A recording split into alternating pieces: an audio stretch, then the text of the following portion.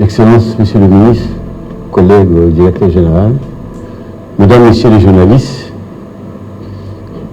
je tiens à vous remercier au nom de l'Office et au nom propre pour l'occasion que vous donnez d'informer les Congolais sur l'évolution du processus d'identification et de la délivrance de la carte d'identité qu'on a commencé à donner.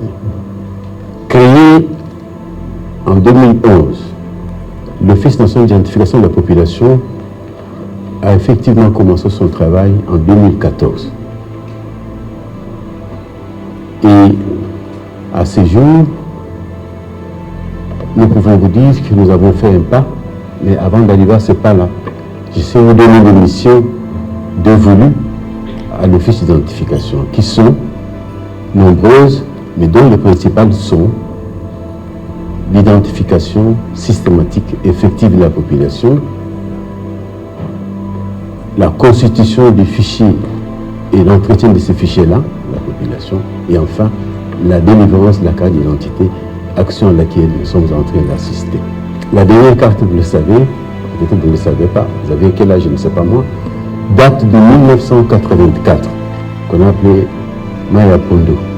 Alors, pour arriver à cette action que nous sommes en train de faire aujourd'hui, il a fallu qu'un homme, j'ai cité le président de la République, Félix Antoine Tshisekedi, donne sa vision sur l'identité du Congolais, décide en ce que le Congolais ait une carte. C'est en ce moment-là que le fils a mis toutes les batteries en marche pour arriver à approcher un partenaire qui se trouve à la droite du ministre. Il s'agit de Idemia Afritel, qui aujourd'hui est à nos côtés, en train d'étudier, en train de planifier pour arriver aujourd'hui à l'effectivité de notre travail, de notre produit.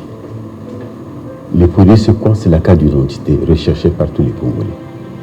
De manière à ce que vous puissiez partir de votre identité anonyme pour l'identité certifiée, c'est-à-dire l'identité identifiée. Nous avons commencé ce travail depuis le 30 juin de cette année, par l'octroi de la carte au président de la République lui-même, le premier citoyen. Et à ce jour, nous venons de les démarrer parce qu'il fallait faire venir des équipements par l'octroi de la carte à son écran, monsieur le ministre. La suite va suivre demain avec l'identification des masses et l'identification des personnalités ciblées dont l'identité est irréfutable. Voilà en quelques mots ce que nous sommes en train de faire. Voilà en quelques mots ce que nous devions faire. Et votre tour viendra pour que vous puissiez passer à cette action et arriver à votre produit, le produit que nous attendons tous, la carte d'identité nationale. Le processus est simple. L'identification, les Congolais se présentent devant l'agent avec sa carte d'électeur nécessairement parce que nous vivons le processus de la situation de pyramide renversée parce que c'est l'ONIP qui devait identifier la population pour arriver à donner le fichier de majeur, une partie du fichier électoral, qu'est-ce que je disais, devait identifier les Congolais pour qu'ensuite ils puissent donner une partie de ce fichier-là, constitué de majeur à la CENI. Aujourd'hui, ça n'a pas été le cas, peut-être à cause de moyens. Et nous recevons de la CENI ce fichier-là, des électeurs pour pouvoir donner la carte d'identité. S'agissant de l'identification, c'est tout le monde qui sera identifié, madame. Du nouveau-né jusqu'au dernier, jusqu'à celui qui doit mourir. Comment on va se présenter? On peut avoir sa carte d'électeur, on peut avoir son permis de conduire, on peut avoir son passeport ou autre chose. Si on ne peut pas avoir ces documents-là, nous devrions faire appel à 3 témoins pour témoigner de votre nationalité congolaise sur place, madame. C'est comme ça que ça doit se faire. Nous avons collaboré avec le ministère du numérique. Nous sommes arrivés à la signature d'un accord, d'un protocole d'accord qui nous a permis de parler aujourd'hui d'une identifiant unique, ou une numéro unique que nous pouvons avoir. S'agissant de l'endroit, quelle est la question qu'il a posée? À partir de demain, la minorité est composée de certaines personnalités. politiques, des artistes et autres, dont l'identité est réfutable, connue, parce que quand on parle du ministre Muyaya, il n'y en a pas deux. Et lorsqu'on parle d'un certain Kahimba ou choses comme ça, il se pose un doute.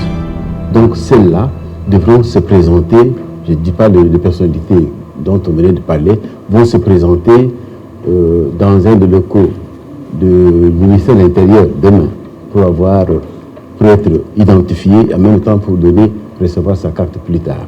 Et dans l'entretemps, il continuera à se faire l'identification de masse du côté du palais du peuple. Voilà, pour demain.